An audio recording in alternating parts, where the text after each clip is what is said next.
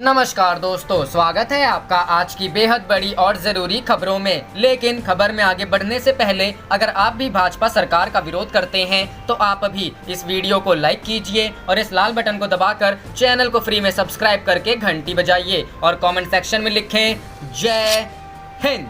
रुक करते हैं पहले खबर की तरफ।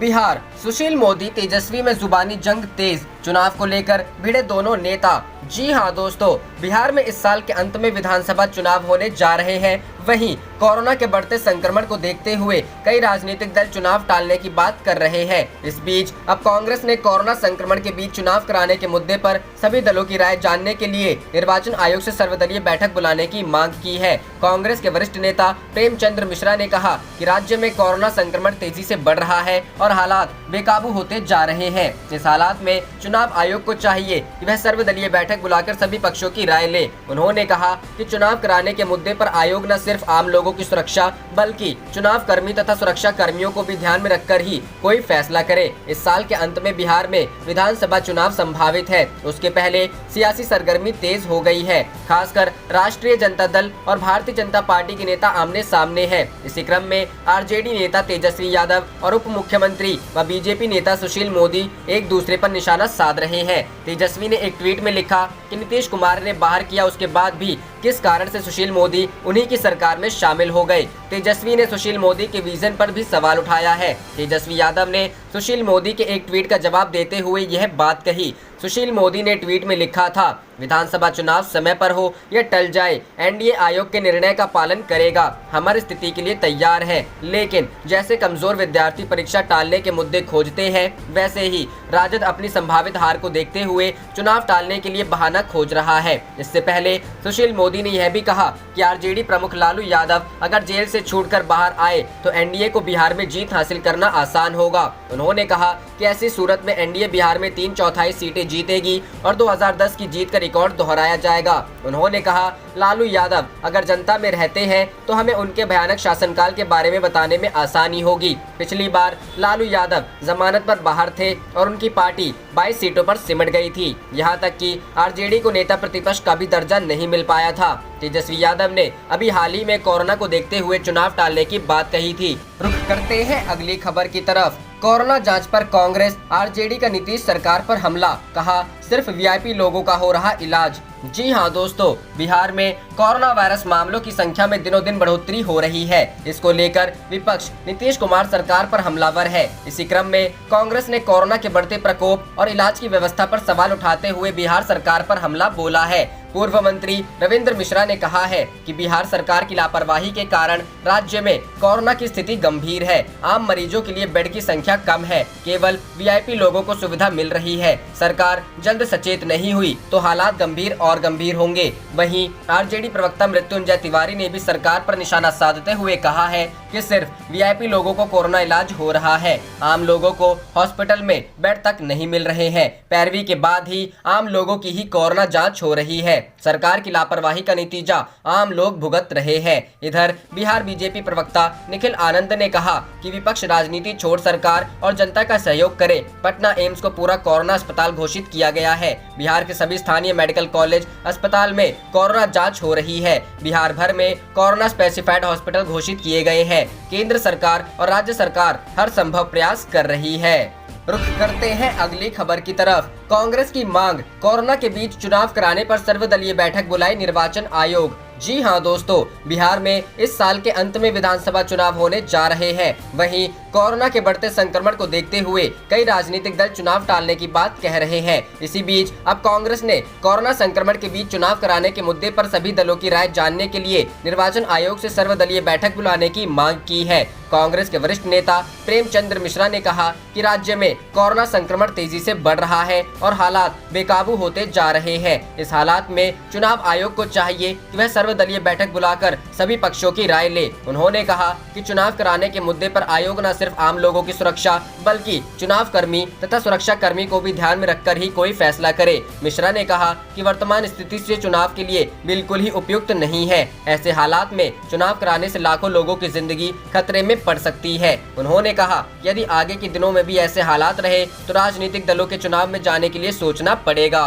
रुख करते हैं अगली खबर की तरफ। विकास दुबे को जैन से कानपुर ले जाने वाली टीम का कांस्टेबल कोरोना पॉजिटिव। जी हां दोस्तों, विकास दुबे को जैन से कानपुर लाने वाली टीम में शामिल एक सिपाही की कोरोना रिपोर्ट पॉजिटिव आई है। वह शुक्रवार सुबह भौंती हाईवे पर हादसे का शिकार हुई कार में सवार था।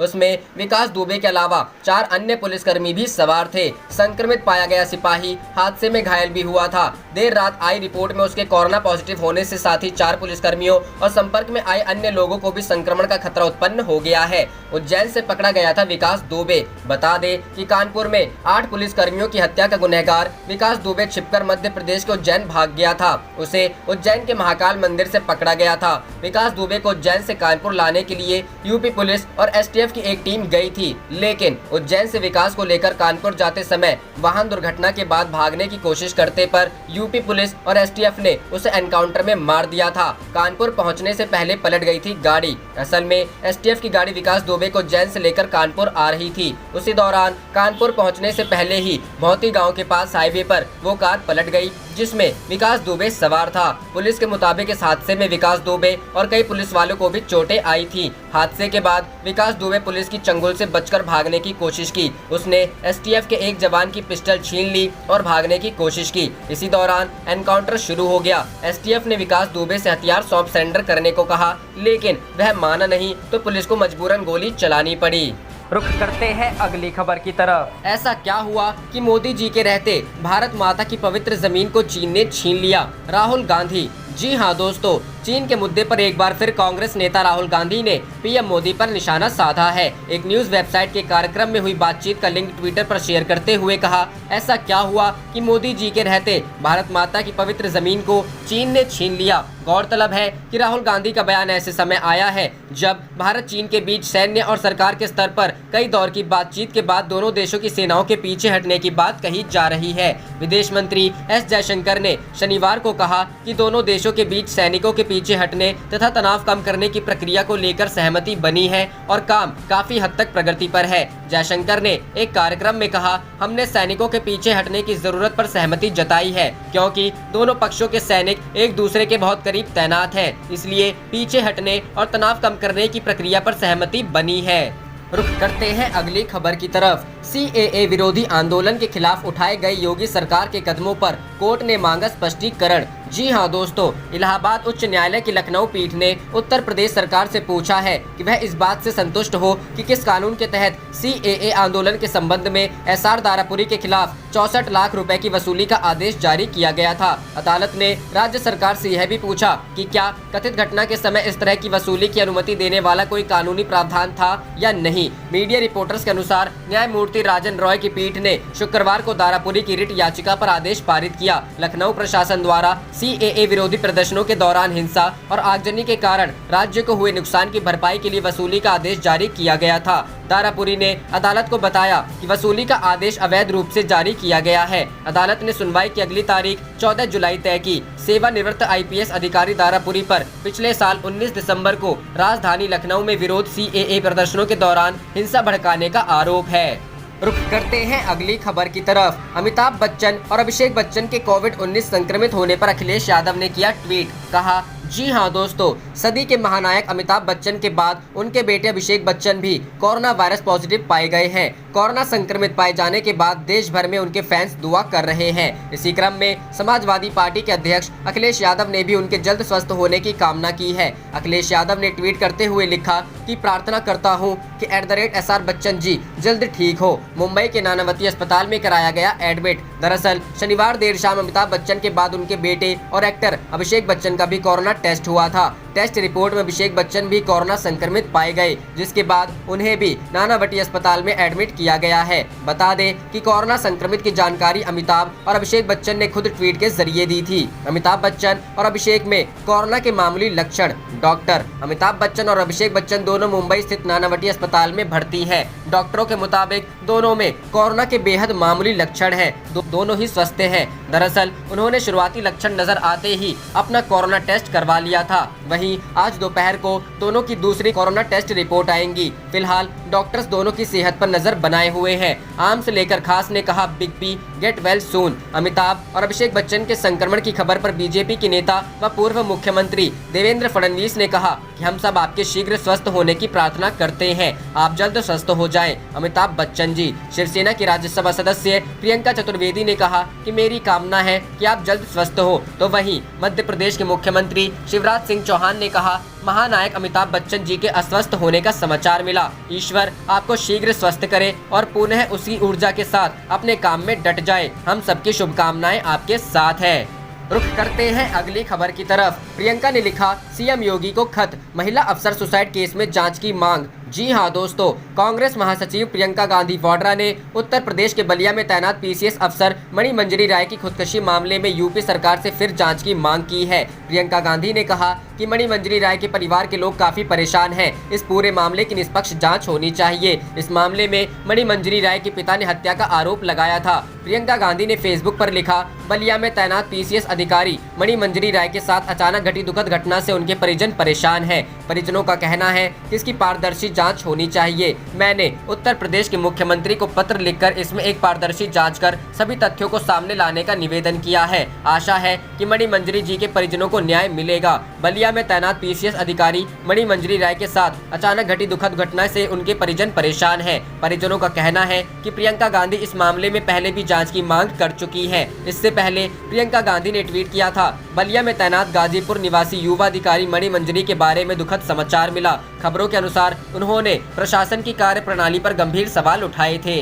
रुख करते हैं अगली खबर की तरफ। राजस्थान विधायकों की खरीद फरोख्त में 3 निर्दलीय एमएलए के खिलाफ एफआईआर। जी हां दोस्तों, पूछताछ के लिए बुला सकती है एसीबी। भाजपा के 2 नेताओं की हुई है गिरफ्तारी। राजस्थान में सियासत सरगर्म है। राज्यसभा चुनाव के दौरान रेगिस्तान का सियासत तापमान बढ़ा देने वाला हॉर्स ट्रेडिंग का जिन्न एक बार फिर से बोतल के बाहर आ गया है। विपक्षी भारतीय जनता पार्टी के 2 नेताओं को स्पेशल ऑपरेशन ग्रुप की गिरफ्तार कर लेने के बाद एंटी करप्शन ब्यूरो भी सक्रिय हो गई है। एसीबी ने विधायकों की खरीद फरोख्त से जुड़े इस मामले में 3 निर्दलीय विधायकों के खिलाफ प्राथमिकी दर्ज की है। जानकारी के मुताबिक दौसा जिले के महवा विधानसभा क्षेत्र से विधायक ओम प्रकाश हुडला, अजमेर जिले के किशनगढ़ से निर्दलीय विधायक सुरेश टांग और पाली जिले के मारवाड़ जंक्शन से विधायक खुशवीर सिंह के खिलाफ एसीबी ने प्राथमिकी दर्ज की है। गहलोत सरकार गिराने की साजिश में 2 बीजेपी नेताओं का नाम पूछताछ के बाद अरेस्ट एसीबी इन विधायकों को नोटिस देकर पूछताछ के लिए बुला सकती है। गौरतलब है कि एक दिन पहले ही विधायकों की खरीद फरोख्त कर प्रदेश की गहलोत सरकार को अस्थिर करने का प्रयास करने के आरोप में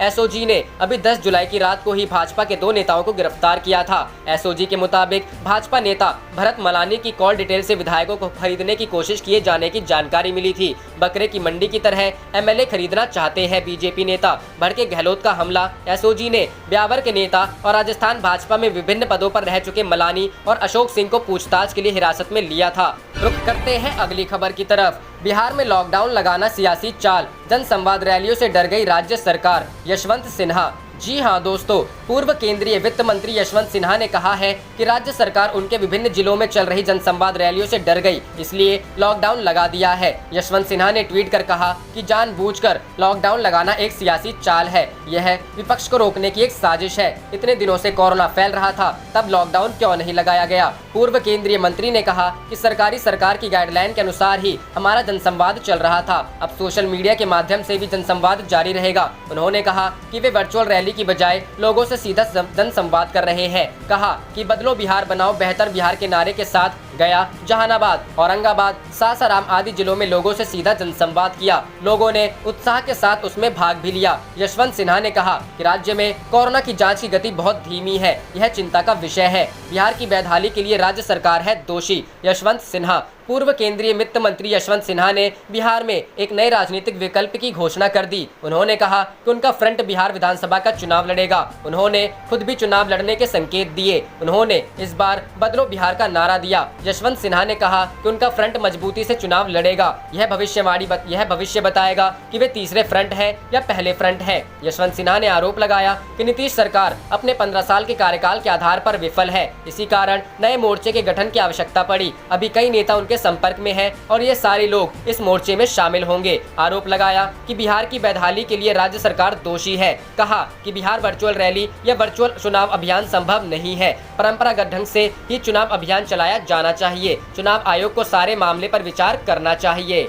रुख करते हैं अगली खबर की तरफ। ईवीएम से फैलेगा कोरोना, बैलेट पेपर से कराओ उपचुनाव। जी हाँ दोस्तों, मध्य प्रदेश में कोरोना का कहर है। बहुत से जिले कोरोना से प्रभावित हैं। ऐसे में 24 सीटों पर होने वाले उपचुनाव बैलेट पेपर से कराए जाएं, क्योंकि ईवीएम मशीनों के इस्तेमाल से संक्रमण के फैलने का खतरा बढ़ सकता है। इसलिए राज्य सरकार व चुनाव आयोग को आमजन की स्वास्थ्य को दृष्टिगत रखते हुए बैलेट पेपर से चुनाव कराना चाहिए। इस आशय की बात पूर्व वित्त मंत्री तरुण भनोट ने कही है। पूर्व वित्त मंत्री व ग्वालियर प्रभारी तरुण भनोट ने कहा कि कोरोना संक्रमण के कारण प्रदेश के कई जिले प्रभावित हैं, इसलिए 24 सीटों पर होने वाले उपचुनाव बैलेट पेपर ही कराए जाएं, ताकि लोगों को कोरोना संक्रमण से बचाया जा सके। उन्होंने कहा कि कोरोना संक्रमण के मामले प्रदेश में तेजी से बढ़ रहे हैं। उपचुनाव में यदि ईवीएम से मतदान होगा तो संक्रमण फैलना संभावित है, इसलिए चुनाव आयोग को इस ओर ध्यान देना चाहिए। रुख करते हैं अगली खबर की तरफ। शिवसेना के बगैर बीजेपी विधानसभा चुनाव में नहीं जीत पाती 105 सीटें, 40 से 50 सीटों पर जाती सिमट। पवार। जी हां दोस्तों, एनसीपी प्रमुख शरद पवार ने कोरोना वायरस महामारी के दौरान महाराष्ट्र के मुख्यमंत्री उद्धव ठाकरे द्वारा किए गए कार्यों की तारीफ की है। शिवसेना के मुखपत्र सामना को दिए गए एक साक्षात्कार के दौरान शनिवार को कहा कि उद्धव ठाकरे ने कोरोना वायरस महामारी की वजह से जारी लॉकडाउन के दौरान सही समय पर और अपनी सतर्क कार्यशैली के दौरान लोगों की परेशानियों को कम किया। इस दौरान पवार ने कहा कि कोरोना हमारी दैनिक जिंदगी का एक हिस्सा बन रहा है। इस प्रकार की बात विशेषज्ञों द्वारा कही गई है, इसलिए अब हमें भी इसे स्वीकारना ही होगा। उद्धव ठाकरे की तारीफ। पवार ने उद्धव ठाकरे की तारीफ करते हुए कहा, निश्चित ही मुख्यमंत्री ठाकरे द्वारा लिया गया निर्णय कुछ लोगों को थोड़ी देर से लिया गया लगता होगा, लेकिन उन्होंने यह निर्णय सही समय पर लिया है। मुख्यमंत्री का जो स्वभाव है, यह निर्णय उस स्वभाव के अनुकूल ही है, अर्थात निर्णय लेना ही है, परंतु बेहद सतर्कता के साथ। निर्णय लेने के बाद कुछ दुष्परिणाम न हो, यह जितना ज्यादा सुनिश्चित किया जा सके उतना करने के बाद लेना चाहिए और फिर कदम आगे बढ़ाना चाहिए। एक बार कदम बढ़ाने के बाद पीछे नहीं लेना है, यह उनकी कार्यशैली है। शिवसेना की तारीफ। शिवसेना की तारीफ करते हुए पवार ने कहा कि शिवसेना के काम करने की विशिष्ट शैली है और वह कि कोई काम हाथ में लेने के बाद उसे दृढ़ता पूर्वक पूरा करना। पवार ने कहा कि भाजपा के साथ रहकर शिवसेना ने भारी कीमत चुकाई। पवार ने कहा कि पिछले 5 साल के दौरान युति की सरकार थी, लेकिन भाजपा ने शिवसेना को करीब करीब किनारे कर दिया। बीजेपी को खरी खरी सुनाते हुए शरद पवार ने कहा कि अगर विधानसभा चुनाव में बीजेपी के साथ शिवसेना ना होती तो उसे 105 सीटें भी नहीं मिलती। पवार ने कहा, रास्पष्ट मत है कि विधानसभा में उनके विधायकों का जो 105 फिगर हुआ उसमें शिवसेना का योगदान बहुत बड़ा था। उसमें से तुमने शिवसेना को माइनस कर दिया होता, उसमें शामिल नहीं होती तो इस बार 105 का आंकड़ा तुम्हें कहीं तो 40 से 50 के करीब दिखा होता। भाजपा के लोग जो कहते हैं कि हमारे 105 होने के बावजूद हमें हमारी सहयोगी यानी शिवसेना ने नजरअंदाज किया अथवा सत्ता से दूर रखा। रुख करते हैं अगली खबर की तरफ। सुप्रीम कोर्ट ने केंद्र और असम सरकार को दिया झटका, परिसीमन को लेकर जारी किया नोटिस। जी हां दोस्तों, सुप्रीम कोर्ट ने असम में विधानसभा और संसदीय सीटों के परिसीमन के खिलाफ दायर एक याचिका पर केंद्र और राज्य सरकार को नोटिस जारी किया है। इस परिसीमन का यह कहते हुए विरोध किया गया है कि यह 2001 की पुरानी जनगणना पर प्रस्तावित है। All India United democratic front ने सुप्रीम कोर्ट में एक याचिका दायर कर परिसीमन को कोविड-19 महामारी खत्म होने तक टालने की मांग की है। इसने कहा है कि 2011 की जनगणना हो चुकी है, जबकि 2021 की जनगणना की प्रक्रिया चल रही है। Justice S.A. बोबड़े की अध्यक्षता वाली पीठ ने केंद्र और राज्य सरकार को नोटिस जारी किया, जिसमें इस साल के 28 फरवरी के आदेश को रद्द करने की मांग की गई है। यह आदेश 8 फरवरी 2008 की अधिसूचना को रद्द कर जारी किया गया था, जिसमें असम के लिए परिसीमन की प्रक्रिया को टाल दिया गया था। केंद्र शासित जम्मू कश्मीर प्रदेश बनने के बाद यहाँ पहले विधानसभा चुनाव कराने से पूर्व 90 विधानसभा क्षेत्रों के परिसीमन की दिशा में बड़ा कदम उठाया गया था। लोकसभा स्पीकर ओम बिरला ने जम्मू कश्मीर सहित अन्य केंद्र शासित राज्यों के लिए केंद्र सरकार द्वारा गठित परिसीमन आयोग में एसोसिएट सदस्यों को नामांकित किया था। जस्टिस रंजना प्रकाश देसाई को 7 मार्च को परिसीमन आयोग का अध्यक्ष बनाया गया था। भारत के चुनाव आयोग के आयुक्त सुशील चंद्र इसके सदस्य हैं। एसोसिएट सदस्यों में पीएमओ में मंत्री डॉक्टर जितेंद्र सिंह, श्रीनगर संसदीय क्षेत्र के सांसद व नेशनल कॉन्फ्रेंस अध्यक्ष डॉक्टर फारूक अब्दुल्ला भी शामिल है। लोकसभा स्पीकर ने परिसीमन अधिनियम 2002 के अनुच्छेद 2 के तहत एसोसिएट सदस्यों को नामजद किया है। ये सदस्य केंद्र शासित जम्मू कश्मीर में पहली विधानसभा के गठन के लिए चुनावी मार्ग तैयार करने के लिए विधानसभा क्षेत्रों के परिसीमन की प्रक्रिया को पूरा करने में सहयोग करेंगे। लोकसभा स्पीकर ने केंद्र शासित जम्मू कश्मीर, अरुणाचल प्रदेश, असम, मणिपुर और नागालैंड के लिए परिसीमन आयोग में एसोसिएट सदस्यों को नियुक्त किया है। आप देख रहे थे आपका अपना चैनल जय हिंद जय भारत।